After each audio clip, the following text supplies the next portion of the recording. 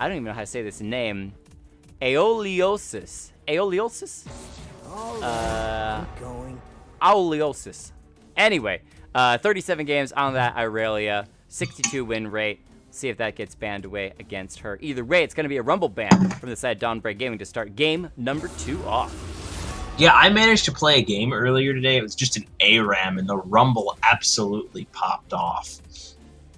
Just insane. And as you said, the Rek'Sai getting banned away like you expected. The LeBlanc taken off the table as well. I don't know about LeBlanc. I mean, she's decent, but as for solo carrying games, you have to have a very split map, split push type thing. She has difficulty contributing unless she's just insanely ahead.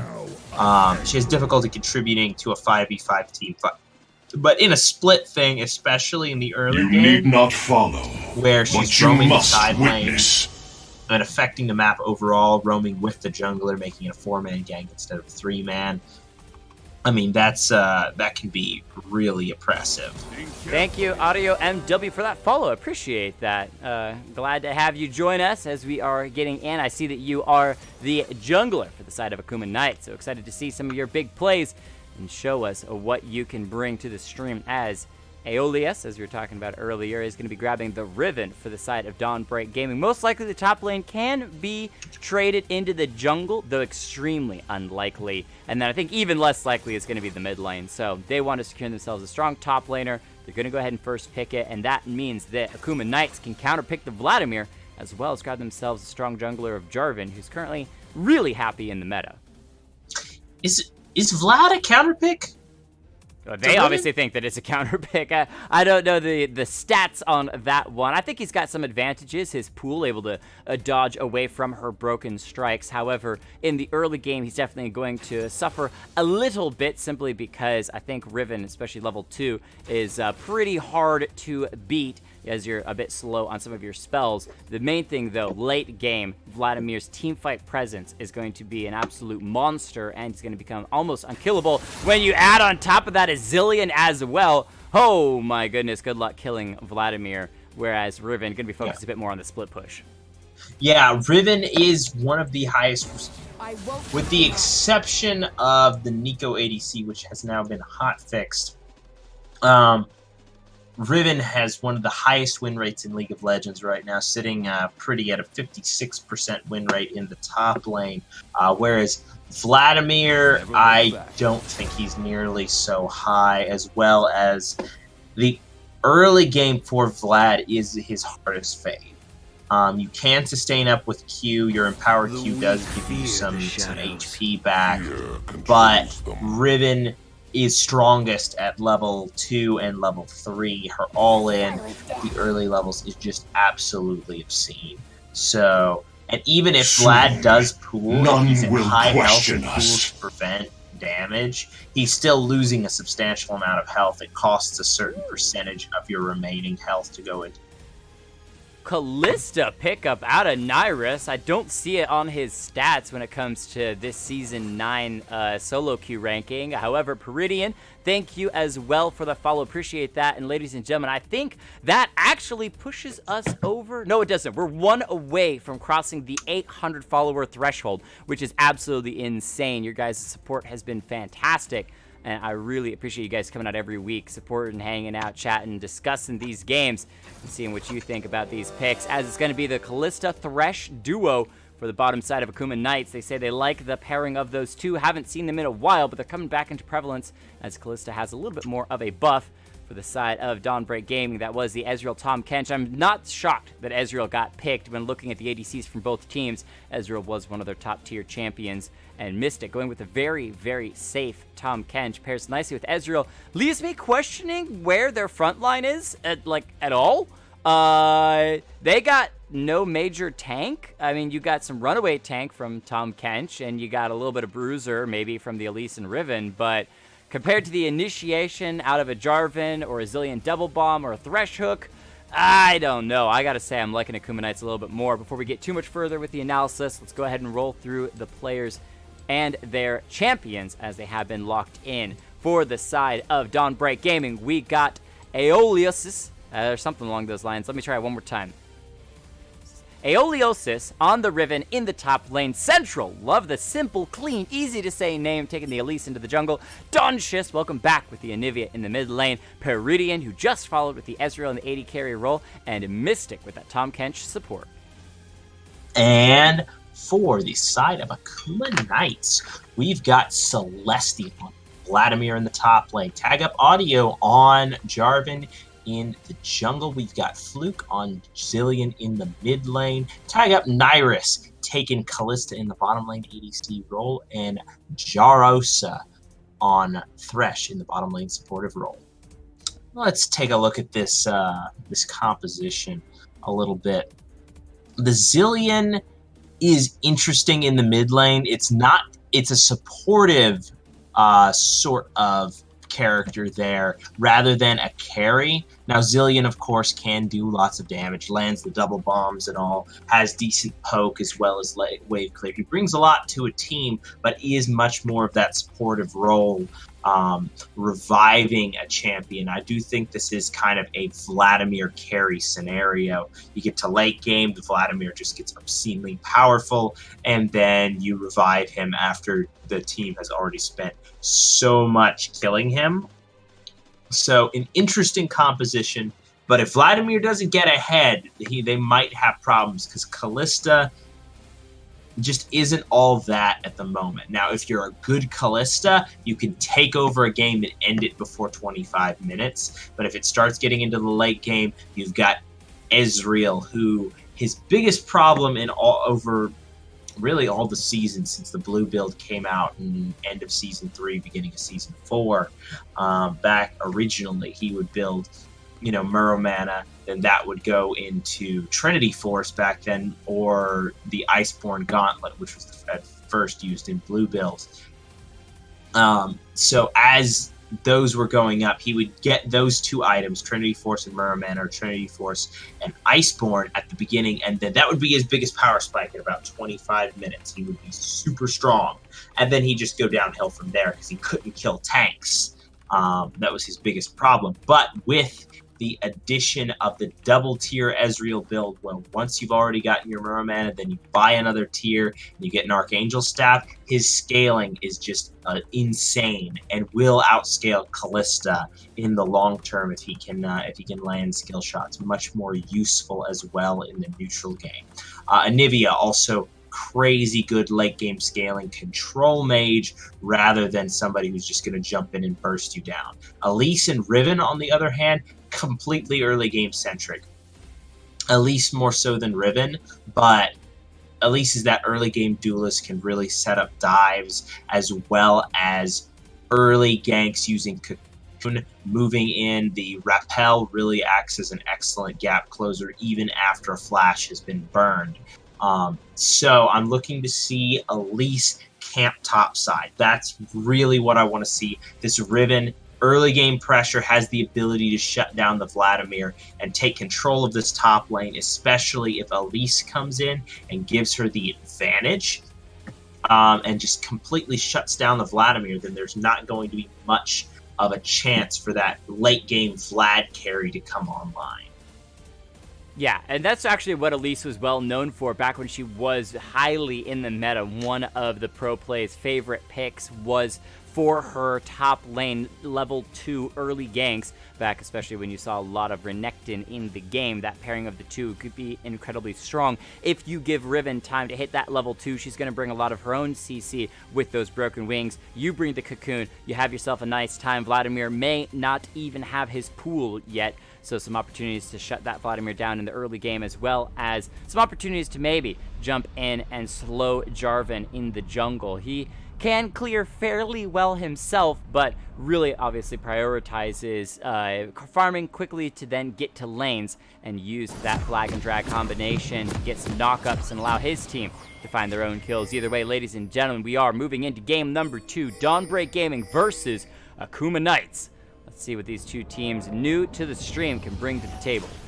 Who do you think is going to win, Jake? I absolutely favor Akuma Knights. They have so many ways to reset fights, it's actually disgusting. You've got not only the Zillion ultimate, you got Thresh who has his Dark Passage Lantern. You have Callista with her ultimate that can actually drag Thresh way to safety. You've got Vladimir's Pool as well. Pretty much everyone besides Jarvan and maybe Thresh himself, individual if you will, have a way to kind of escape and or reset some of those fights as Nias, okay, kind of breaking the animations a little bit there, pairs with the Thresh. I think they got some nice synergy in that bottom lane, both going the Blood Moon skins. But yeah, I definitely like Akuma Knights. I want to see this Jarvan play aggressively, maybe even be joined by the bottom laners trying to look for an invade on Elise, as she can be fairly squishy in the early game as well, if you can pile on 2 or 3 members to her alone. Oh, I like this. Okay, the red side start, or the red buff start for the Jarvan means there is going to be... Oh, a hook landing onto Tahm Kench in the bottom lane. He's going to take a little bit of damage early. However, after being dropped down to about half, Ezra gets a little bit of poke down onto the Thresh. Nice Rend comes through, putting Mystic in a bad spot early game. Going to have to eat a couple of those potions if he doesn't want to get dropped pretty quickly. Yeah, and targeting the Tahm Kench, who's going to be the one devouring down his opponent, or his ADC. Having him low means that while the ADC has been taken out of commission briefly, he can then be bursted down rather than Tahm Kench with the gray health, which is really frustrating to play into. He's basically got 2 health bars. It's just ridiculous. But all in all, I'm a little split between these 2 teams. I feel like it can go one of 2 ways. Either Riven wins the top side and wins it hard, or and then shuts down the Vladimir, and the bottom lane wins. I feel like Ezreal's going to be more useful than Callista if Callista doesn't stomp lane. But if Callista stomps lane and Vladimir survives, I like their chances in late game. Because they have a better team fighting competition, all in all. But as for actual laning prowess and a little bit of the scaling on an individual standpoint. Hold on, we've gotten all in. Yeah, that's level 3 for the Rivens when she decides to go all in onto the Vladimir, dropping him to about half, no more than original, or a little bit of harassment. He does have Flash available, so does that Riven, as Elise is going to come around towards the bottom side. J4 is already here. We'll see if he's the one to initiate, or if Elise is going to try to sneak into brush. There it is, the Lantern from the Thresh. He's going to flash in as well, bring the Jarvan to his own demise. First blood goes to the Elise, Ignite taking away onto the Tahm Kench. Be flashed away before the Callista can get the Rend. She's going to run instead onto Central. This Elise, who avoids the play from the Thresh, flashes. Wait, what? Out, even though she probably was already safe. But a nice, just perfect timing from Elise to counter gank in the bottom lane as Jarvan showed up. Hold on to Hex Flash from the Thresh. Almost gets a nice death sentence, but Elise is going to come back to the Elise backside, is though. back. They're going to be in trouble. Nyrus is going to have to run away. Grabs the Lantern, throws out the Cocoon from the Elise, though. Double play from the Thresh. I don't think it's going to be enough to save the Callista. She's going to hop away, get underneath the turret. Nice consume by the Tahm Kench as Central is getting a little bit low. Flash forward from Nyrus. However, does get the Rend. Gets one. Hold on, are they going to make the turnaround play?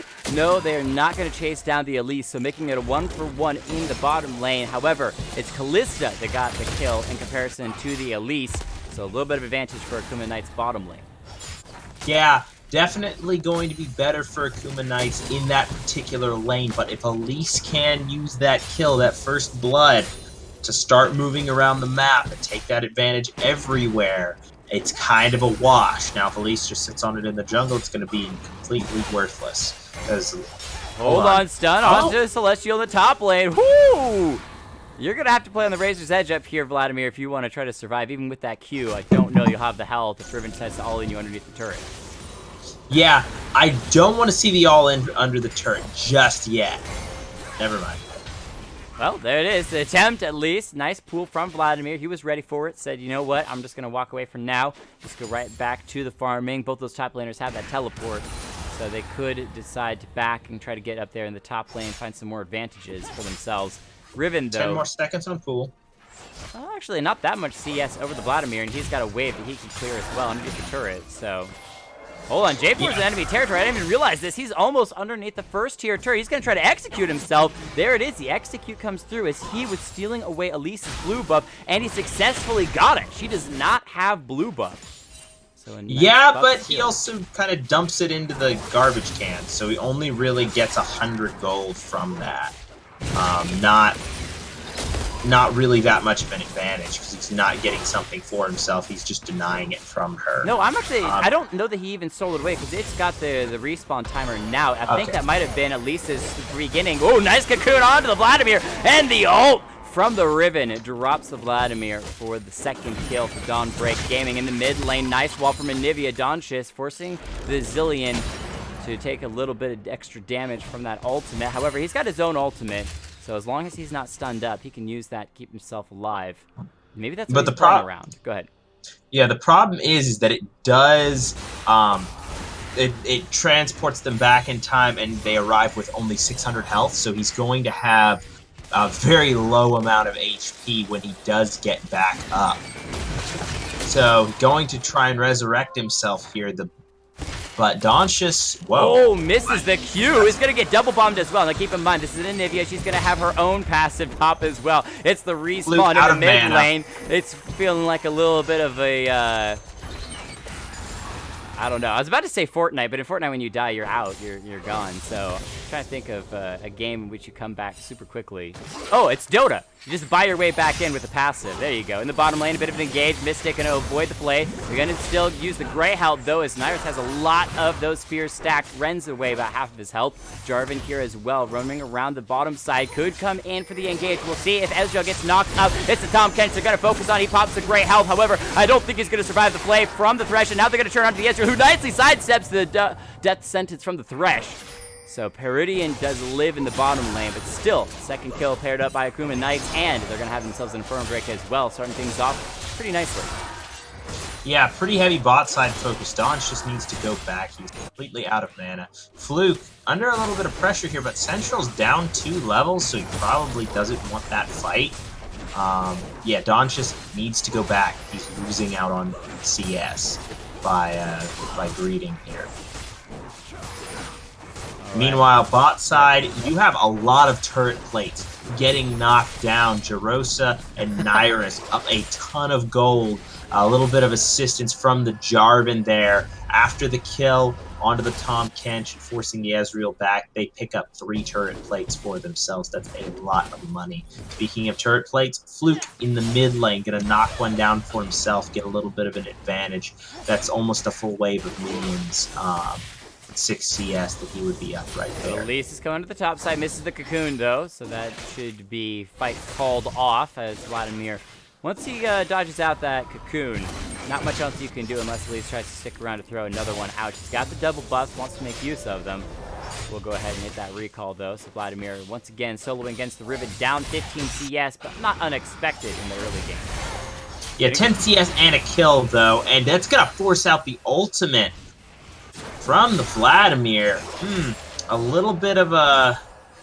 I see why he did that. He thought Riven was going for the all-in on him, so he just wanted that ticking so that he would survive the initial burst damage. But unfortunately, not going to have that for the inevitable fight that's going to break out here. The Riven still up CS as we've noted, but as she's moving quickly toward, what's that thing called? Spear of Shojin. Yeah, that new item's pretty powerful. Hold on, we'll talk about that in a second. Because you got to fight in the bottom lane. It's going to be 2v3 very quickly. As the cocoon lands onto Kalista, she's going to be in trouble. There's no lantern for her as Thresh has to back away. Nice ult from Kalista. Pulls Thresh to safety. However, she's going to fall. In the meantime, still, the Thresh is able to get out, but a good pick from the Mystic Shot of Ezreal. Grab themselves that Kalista, get a bit shut down gold as well. And now they can move on and grab a bunch of plating themselves. The J4 around the corner in the Tri-Brush. Let's see if he can make a play. He's level 6. He could try to stare someone up after the minions fall. As Jarosa going to throw out a death sentence, only going to land on a minion who immediately dies. J4 shows himself. The play from the Thresh, but he's popped by the Elite's damage. That was a quick mid lane. Yeah, the Zillion. Fluke picks up one against Donchis as well. I don't think that passive had come off of cooldown just yet. So if you want to back up and go through that, we still got a bit of fighting in the bottom lane as the Cocoon is going to land on J4. What is Dawnbreaker Game doing? They say, you want to try to defend your turret, we'll just pick you up one by one, feed us more like minions. The blackboard from Mystic trying to find the Consume onto the Kalista. They got another Cocoon and another kill. Central is 4-0. Wow, this Elise is just dominating. I'll admit, I haven't seen an Elise actually be useful in a very long time. And this Elise Central making it happen in the bottom lane. 3 consecutive kills, 2 of them under turret. And that's first turret crack before the 14-minute mark, before the 12-minute mark for that matter. That's a lot of gold picked up for Blue Side at the moment, and a 4-0 Elise to boot. Yeah, that is absolutely insane in the bottom lane. You think, you know, hey, you're with the turret plating and the changes around that, you don't want to dive the turrets. They also got a buff in damage, so it hurts a bit more when those turret hits you. But talk about playing around that turret aggression. Elise using the repel nicely to kind of initiate a little bit and then repel to safety, allow the Tahm Kench and the Ezreal just to stack on top of the Cocoon and the damage. And they just clean house in that bottom lane, setting this Elise very, very far ahead. She's now got a 700 gold bounty on herself. A second Infernal Drake going to be showing up. First one went over to Akuma Knights, but Dawnbreak Gaming, they have pressure now. Maybe they can pick up their own. That Ezreal ult hit 1 minion. Just thought I'd point that out. Anyway, in the top side, let's check in on the CS. 81. Sorry. Dat stats only said it's Wraith stats. Exactly. Oh, Central hooked up. Yeah, that's gonna. Oh, nice consume from Mystic. However, locked up by the Cataclysm from the J4. He's gonna spin her out over the wall. Double stun from the Zillion. Gonna set up the Ezreal. Teleports in from both members. Riven's diving immediately into the backline. 3-man knockup. She's gonna be in trouble. She's hooked. She's in CC. She's gonna drop. Celestial was able to pick up one on the bottom side though, but it's a 1-for-2 trade as of Vladimir also going to drop. Elise securing that one. Kalista trying to throw the Thresh. He's able to knock up 2 and play them in. Death sentence onto 1. Setting up the bombs from Fluke. Central's picked himself up a kill onto the Thresh. He was extremely low, and Knights repelled to avoid the flag and drag from the J4, but should still be being dropped smite to make sure that one goes down. J4 able to secure the kill, making it a total of a 2-for-3 fight, and both teams back away from the Infernal Drake. No, 2-for-4, because Ezreal just respawned. Yeah, whoa, wow, that's actually a really incredible fight there. But the jungler audio going to be trying to make it an increased advantage, going to take away this Infernal Drake as well. They have the control ward down. They know this is unseen. Hold on, Donchis. Going to be, dropped immediately into the passive, but Ezreal's here doing a bit of damage for Rudian. However, with a nice bomb on his head, going to drop him low. He's going to have to back away. That's going to give a second Infernal Drake over to Akuma Knights that are definitely making a stand after a bottom lane slaughter fest by Dawnbreaker Gaming earlier. Yeah, the Kalista I don't think has really paid off in terms of the early game domination pick, and that's really difficult to do against an Ezreal because you can just press E and get out of jail. Hold on real quick. Are you okay? What time are you at? 13:51. Okay, pause for just a second. My whole thing froze for a moment. I'm actually currently sitting at 13:42, 13:43, 13:44, 45. Well, just hit fast forward. Yeah, but it doesn't like fast forward too much. All right, what are you at now? 14. All right, hold on. There's a fight at the top lane. Elise is going to be going in. Celestial drop once again. Elios is going to pick that one up. J4 going in, fighting the knock-up onto the Elise. However, he's going to find himself in trouble with the Rivet. He uses the ultimate. However, Elise going to be trying to get away. Can't escape. And J4 able to secure one onto the Elise and get the shutdown gold. I think it was actually picked up earlier when she fell in the fight around the Drake. Okay, speeding back up as they take the mid lane turret. Currently now at 14. Well, I'm waiting for it to catch back up all the way to the very full play mode. Tahm Kench going to be engaged upon the stun coming out from the Zillion. Going to lock him down. That's going to give Audio yet another kill, going on a killing spree now. Am I still behind you? 14:55. Okay, we're on time. On time, I've caught up. Riven looking to see if she can stop this Rift Herald being picked up. There we go, another momentary pause, but we're right back into it as the Kalista pulling that Thresh in. Gonna turn around the engage onto this Nivea. Doncic gonna be in trouble. Force the flash over the wall. In the meantime, Peridian trying to get a little bit of damage, but Nyrus is chasing them both down. Gets the rend on one, gets the kill on the other. Will fall to the Riven. Let you get over the wall. Nice resurrection from the ultimate from Zilean. Gonna save her life as Celestia comes in, pushing everyone else away with the Hemo Plague. That's gonna be central, and Aliolicious on the run. And now Mystic gonna be the target as they're gonna move in. There's no ultimate from J4 to be used, as it was already used earlier, but still 4 members of Akuma Knights, 5 members all collected together, force the remaining of Dawnbreak Gaming away from the Rift Herald. Now they return to the scene of the crime, trying to pick that up once again, and they are even gold, but double Drakes ahead of Dawnbreak. Yeah, the Zilean ultimate being clutch in these fights, allowing for a large amount of commitment with very little penalty. Hold on, we've got... Celestial goes in the pool. In the meantime, though, Audio sacrifices his life to trap 3 members inside the damage pit. However, Ezreal's just going to be able to hop over the wall, and now Peridian's able to just start poking away on this side. And he's going to get himself a nice shutdown gold onto the Callista, as Nivea had picked up one earlier. And so I think that while they did get the Rift Herald onto that Callista, she's the only one who was successful at grabbing after it went down. They lose a lot. 3 for nothing. However, they do still have 2 Infernal Drakes to their name, so that's going to be a big deal and a really big deciding factor in these late game fights, because Callista doesn't scale all that well. But with 2 Infernal Drakes, anybody scales well. Tom Kent scales well with 2 Infernal Drakes. Hold on, a nice Thresh hook and play onto Doncic. I don't think the Anivia has her passive, so she's going to drop as Audio picks up the kill, but it's a trade of turret on that top side. The turret for a mid lane kill. Gonna even, no, not even close to evening up those turrets. That's 3 turrets on Dawnbreak Gaming to 0 from Akuma Knights. They found themselves as neutral objectives of the Rift Herald and double Drakes, but they've got no turrets for all their trouble. Yeah, and I have to say that Dawnbreak Gaming has been doing great macro. They've been losing out on the individual level, but for a large part, whenever they're losing kills on the opposite side of the map, they are taking advantage of the unprotected turrets everywhere else on the map. They've taken bot lane. They've cracked all the outer turrets at the moment, and they really need to keep this Rift Herald from getting charged, though. They're still going to be hanging out here in the mid lane, though. That Rift Herald not going to get charged. More than a little bit of damage onto that second tier turret in the mid lane, but J4 able to secure the bottom lane turret as well. So, side of Akuma Knights say, you saw that we had 0 turrets. We decided to fix that. Go ahead and pick up 2 quick ones. Top one still pretty much full health, but they're prepared and around the corner for 20 seconds on this Mountain Drake about to spawn. They want to secure every single one. Mystic stepping forward. Doesn't get double bombed, though. So, no more engage from Akuma at the moment.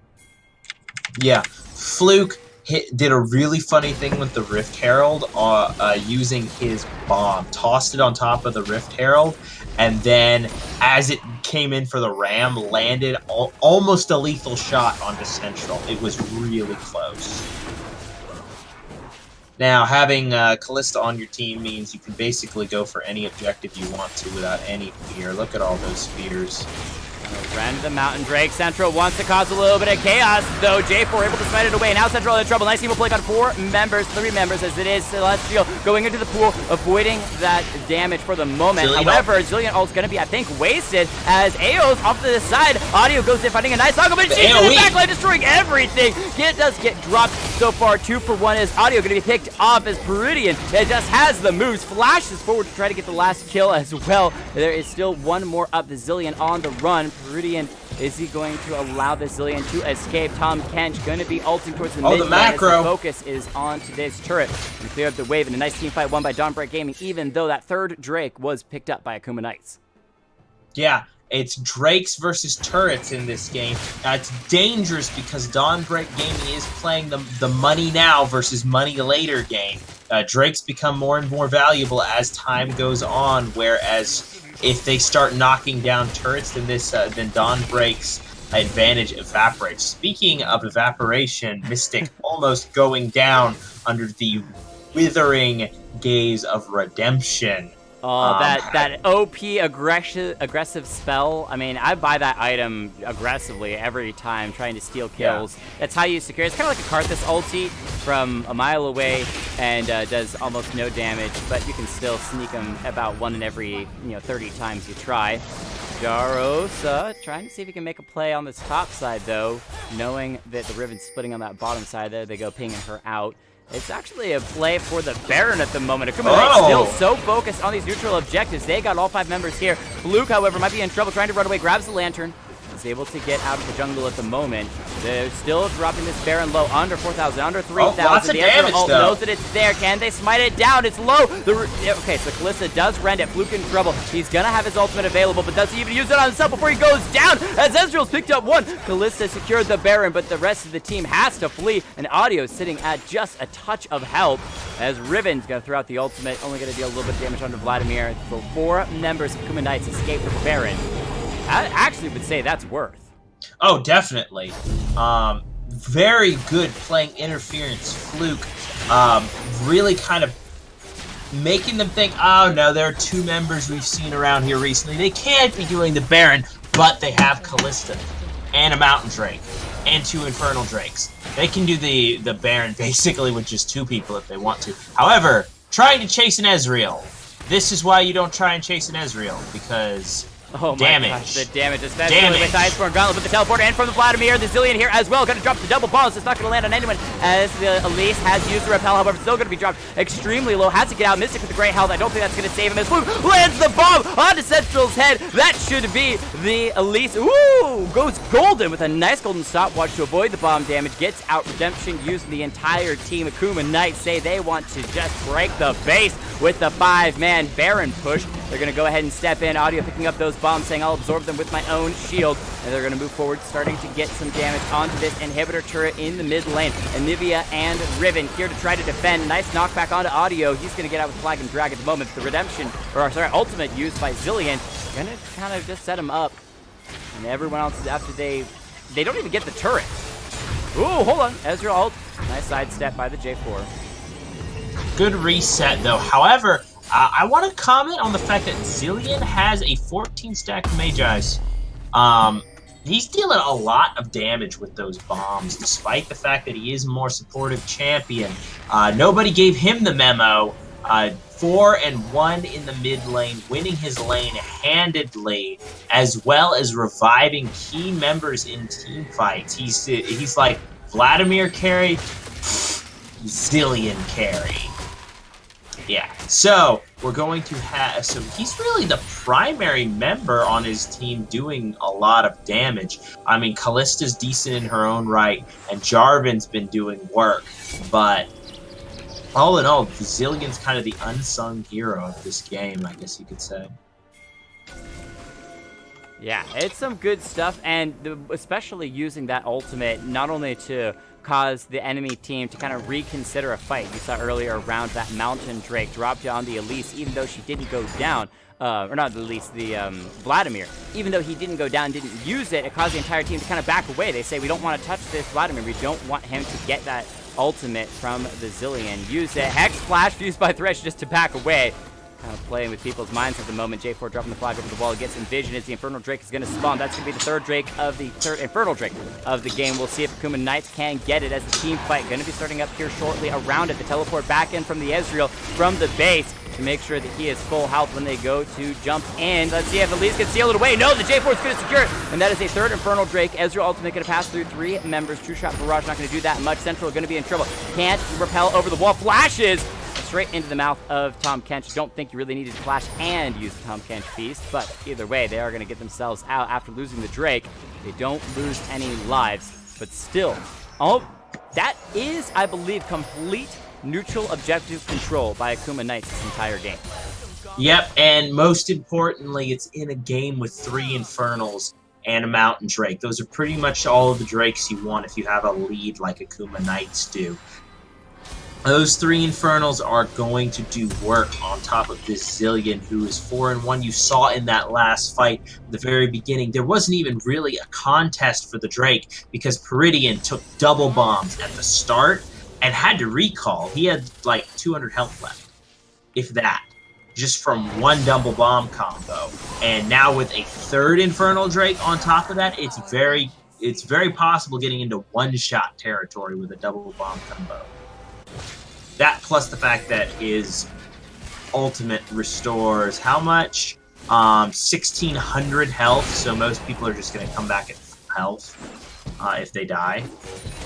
It's However, pretty goofy. Something to keep in mind, there's not that much gold difference between the two teams. Only 1,000 gold up for Akuma Knight. So if the right team fight was found by Dawnbreak Gaming, especially if they can use that Tahm Kench to really kind of reset a fight, gobble up someone important on the enemy team, make it a 4v5 for a short period of time, they could still win the fight. They're also going to be trying to do a little bit of a split push play with Riven on the bottom side. They say we've lost a couple of the last team fights, so let's go for the split push. Have Riven try to shove that wave in. They're prepping for the Baron, which is a minute away. That's some pretty decent time for something else to happen before that Baron spawns. Oh, they're going to try to catch Central. That's the enemy team jungler. Going to be knocked up. Elise goes golden. Should be able to repel up for just a moment. No, the double bombs from Fluke says you're not going anywhere. Audio's going to go ahead and resurrect with that Zillion ultimate as well. The J4 could just re-engage. He's full health. Instead, he's going to be grabbing the lantern out. As they say, we got ourselves the jungler. Now it's time to turn on to the Baron. We're just going to continue to maintain control around the vision of the Baron pit. Yeah, and I don't think Riven's going to win this side lane battle anymore. The attrition that Celestial can put out. Oh, nice flash from Donchis gaming to get out of the Cataclysm from Audio. All right, that's. I thought there was going to be something else exciting. That's why I interrupted. Go ahead. Yeah, I don't know if Riven can really win this 1v1 in the bottom lane. It's going to be pretty difficult. Probably going to want to put a little bit more pressure onto that tower if she can at the moment. But as for the split push, I'm thinking it's going to be pretty even, if not Vladimir favored here in the next 5 minutes, if not right now. Good vision control, though. Dawn's just clearing out a couple of vision control wards. Wow, I said vision wards. You can tell a Season 1 player by the fact that they still called them pink wards. Yes. anyway. Pink wards in all of our hearts. Indeed. Though they're not pink anymore, they will always be pink to us. So, slow plays by Akuma Knights. They got the jungler, but they didn't immediately go for the Baron as it wasn't available. They've secured vision around the corner. They'd love to be able to pick that Elise once again, but they may just go straight for the Baron. Here they go. They actually got 2 members on it. The rest of the team's going to be pushing elsewhere, so J4 has started up. Nyrus actually dropped a bit low with that True Shot Barrage from the Ezreal, so they know this is happening. The teleport in for the Vladimir. Tahm Kench is already here. Let's see what Mystic can do, as J4 will secure the Baron, but now the fight is on. Tahm Kench in trouble. Mystic going to be dropped low. He's actually going to be completely finished off. However, Zillion ultimate keeps the Vladimir alive. The flash away from the threat. She's going to try to find the death sentence onto the Riven. She secured the kill onto the Vladimir. Oh! It's a 3-man stun from Adiolopalissa. Why can't even say the name, but it doesn't matter because it's practically an ace. The Zillion, the only one to escape. Akuma Knights get the Baron, but once again lose the fight. Wow. Riven with the turnaround, flashes over the wall, 3-man knockup, 3-man stun, and basically kills everyone all by herself. That's a highlight reel play, everybody, and possibly a turning point in the game. Oh, this might be an Central might have just died. Fluke is the only one alive. Central once again goes golden, uses that stopwatch so effectively. You did it once before, we'll do it again. Viridian will get the secure kill, will avoid death by taking down the turret as well. The rest of the team from Akuma Knights there for spawn, but they've lost an inhibitor. The Tahm Kench teleport to come in with his ultimate. Oh, sorry, he's actually joining his team. Excuse me. So they're actually pinging out the Ocean Drake. Now they are fairly low. Look at the health bars. Elise and Anivia and Ezreal. This is greedy. Super low. 4 members of Akuma Knights grouped here. Nice wall from Anivia. Really and they burned the Ocean Drake down. Now they have to get out. That Anivia wall was so critical. They keep that 5th Drake out of the hands of Akuma Knights, and now they have to get back to their own base. Yeah, if Akuma Knights had been thinking clearly, though, there was a blast cone available just over, and they could have used that as the engage button. Had they gotten caught at the dragon there, that would have just been a complete turnaround to all of the momentum that was just won at that Baron fight. Getting aced there would have been disastrous and quite possibly the end of the game. But little bit of luck, and we might have a turnaround here. Oh yeah, on top of a little bit of luck, including that little bit of luck, they were able to secure a kill onto that Zillion, making sure that not a single member of Akuma Knight actually has the Baron for any kind of split push play. Doncha secures himself his own blue buff. We're even in gold, 22 kills to 19. This is where things get really, really tentative for both of these teams, because one bad play, one major mistake could spell the end of the game. Nice wall, however, locking off the threat. Luke? Ezreal? Or sorry, yeah, finds the True Shot Barrage. In the meantime, Zillion gonna try to grab the Lantern. It's over the wall, but he still gets it. In the meantime, Nyrus is dropping low. The ADC is gone! Central goes golden once again. Audio trying to find the secure kill, but no, a nice consume by Tom Kent keeps him alive. Fluke is gonna be dropped below. Peridian is going off! Destroying everyone. Picks up a double kill, taking out the Thresh as well. The J4 is still alive. Riven keeping Vladimir busy in the bottom lane, but it doesn't matter. They say, let's move in and try to take some Nexus turrets, and great moves from Dawnbreak Gaming. Yeah, this is a turnaround if I've ever seen one. Look at that burst damage coming through on Celestial. Peridian is going nuts. Exhausted, drops taken down, and now the Nexus turret's under fire. One's gone. They should be able to secure the next one as well. And ladies and gentlemen, after a crazy game, look at the comeback. Dawnbreak Gaming will be your victors for game number 2. And that's how you throw at Baron. A tragic Baron play. They even got the Baron and almost got out clean. But the Riven play right there, that was a highlight reel play. Somebody clip it. Somebody put it in the chat. I want to see it again. That was crazy, Jake. Absolutely. Go ahead.